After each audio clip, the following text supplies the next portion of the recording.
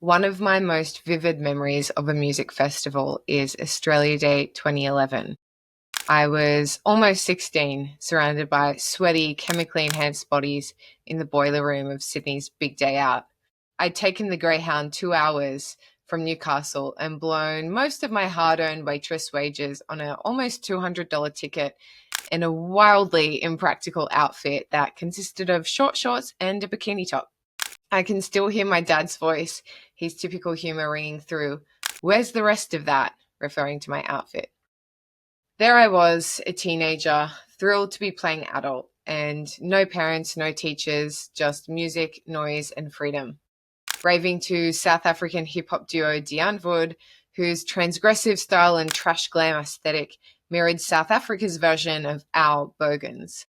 Yet, despite being proud Afrikaners, no one suggested that their show be boycott or cancelled for being white settler colonialists.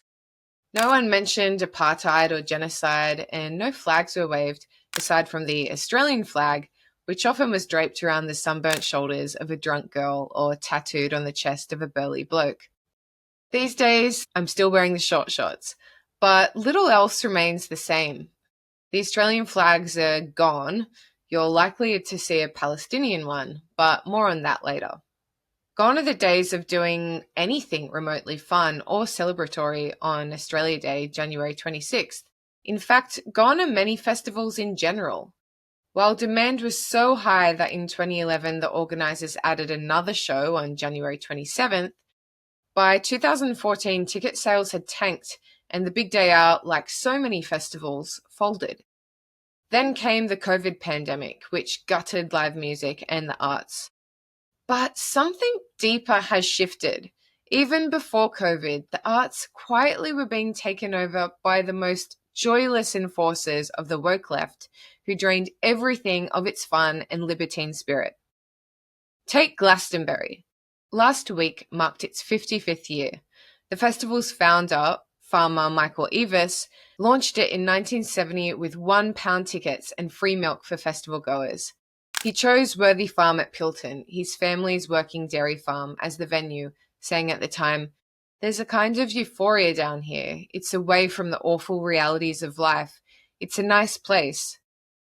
It's a super place for it. It's absolutely ideal. It's a kind of a euphoria down here. It's away from the awful realities of life. It's a nice place. The Vale of Avalon and Glastonbury and all the mystique surrounding it. It's a nice place for it. Well, I doubt he imagined that 55 years later, this supposed haven for peace and euphoria would become the stage for death chants and terror flags. But that's exactly what happened.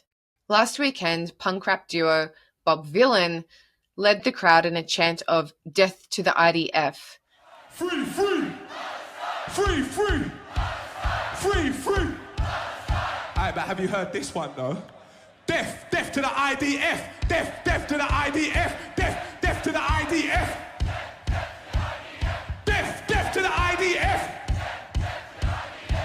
Hell yeah, from the river to the sea, Palestine must be, will be, inshallah, it will be free. It was followed by Kneecap, a Northern Irish rap trio named after an IRA torture technique and known for peppering its sets with anti-Israel slogans.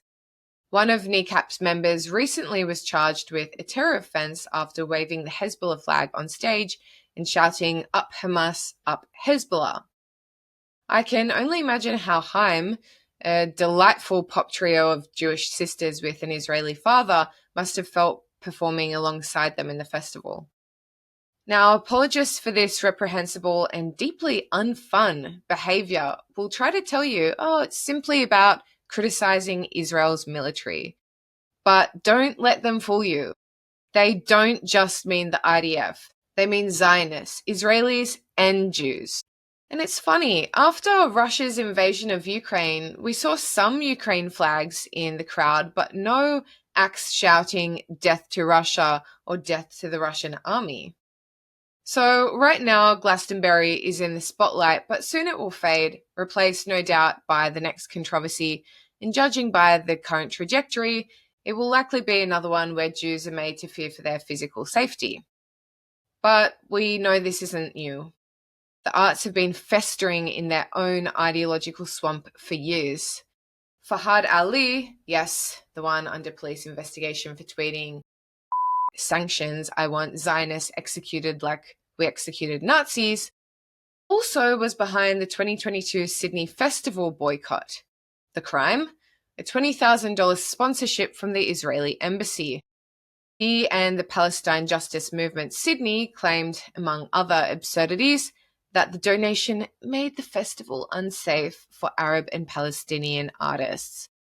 After witnessing musicians shouting for death on stage, this looks even more ridiculous now. But as a result of their woke tantrum, more than 100 artists pulled out, 10% of the program vanished, and the festival banned all future foreign government sponsorship. So much for claims that the arts are underfunded.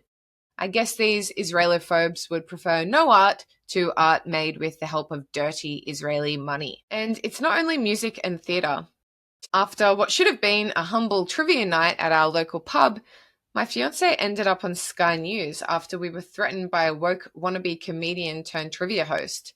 The moment he strutted out in a Bernie Sanders t-shirt and started ranting about everything from Elon Musk to Israel, we knew any hope of levity was gone. And to make an unfunny night even worse, this Israel-obsessed trivia host took to Instagram to mock my fiancé about losing family in the Holocaust. A Sydney hotel has sacked a comedian who hosted a pub trivia night where he repeatedly referred to Nazis and mocked the grandson of a prominent Auschwitz survivor. Zionists, don't come to my trivia. You're not welcome. Zionists are just disgusting people. Patrons say actor and comic Jared Keen's trivia was overly focused on Nazis. After an initial question about Elon Musk's gesture at US President Donald Trump's inauguration, in the trivia audience was Jonathan Sankey, grandson of Auschwitz survivor and Sydney Jewish Museum founding member Olga Horak, who died in August. It just feels like everywhere we turn now at the moment, even things that are sacred, like your local pub, you go as a Jew and you experience these things in Sydney. Mr. Keen later uploaded a series of videos mocking the couple. And then they started sort of fake crying and being like, you know, who the Nazis killed? My entire family. My family were killed by the Nazis, okay? Trivia is really, really fun. You know, if you're a conservative or a Zionist, in which case I will brutally mock you relentlessly and make you look stupid, because you pretty much always are. Classy. Since October 7th, even Nazim Hussain, one of Australia's best-known Muslim comedians, has pivoted from jokes to lectures about white Australia and Israel. There's a reason Australia loves Israel, you know, as a state, you know, not the people. I feel like, you know, we've got a lot in common. Both countries are very young. Australia's only a couple hundred years old. Israel, 76 years old. Very young, 76. There are people that have lived in Israel longer than Israel has lived in Palestine. Well, that is very young. Both countries, Australia and Israel, both have a lot of white people in very hot places. So they're obviously indigenous to the land. And both countries, Australia and Israel, were formed off the back of some pretty genocidal mantras. You know, Australia started off the back of terra nullius, which means nobody's land. Israel, a land without a people, for a people without a land. So both countries, colonizers just rocked up, all like, oh, well, there's nobody here. There's absolutely nobody here. And then they proceeded to kill absolutely nobody and steal their land and start their countries. That's another similarity. And also both countries, Australia, Israel, wouldn't exist if it wasn't for the British. I mean, I don't know where we'd be, but that's a separate show, you know? Now, historically, Jews have funded and shaped the arts. Without Jewish artists such as Leonard Bernstein, George Gershwin, Steven Spielberg, Franz Kafka, and Philip Roth, we wouldn't have the cultural backbone of modern Western art. And Jewish Australians have done the same here. Despite making up just 0.46% of the population, they have contributed hundreds of millions to the arts. Frank Lowy alone has given more than $350 million. Mark and Eva Besson founded the Tarrawarra Museum of Art. Jean Pratt backed Monash's theatre program. John Gandel funded Museums Victoria. Naomi Milgram gave Melbourne its M Pavilions. These are the names behind the National Gallery of Victoria, the Melbourne Theatre Company, and more. Now, the Romans understood that shared public spectacles, festivals, games built social cohesion.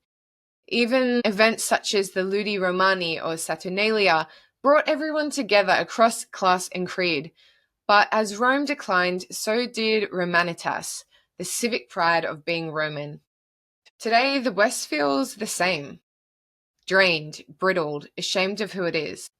It's such a shame that what once brought us together has now become another front in the culture war. Thank you for watching. This was an essay written by me, Zoe Booth. It was published in The Australian on the 2nd of July, 2025. You can read it at theaustralian.com or check out more of my work at quillette.com. Thanks for watching.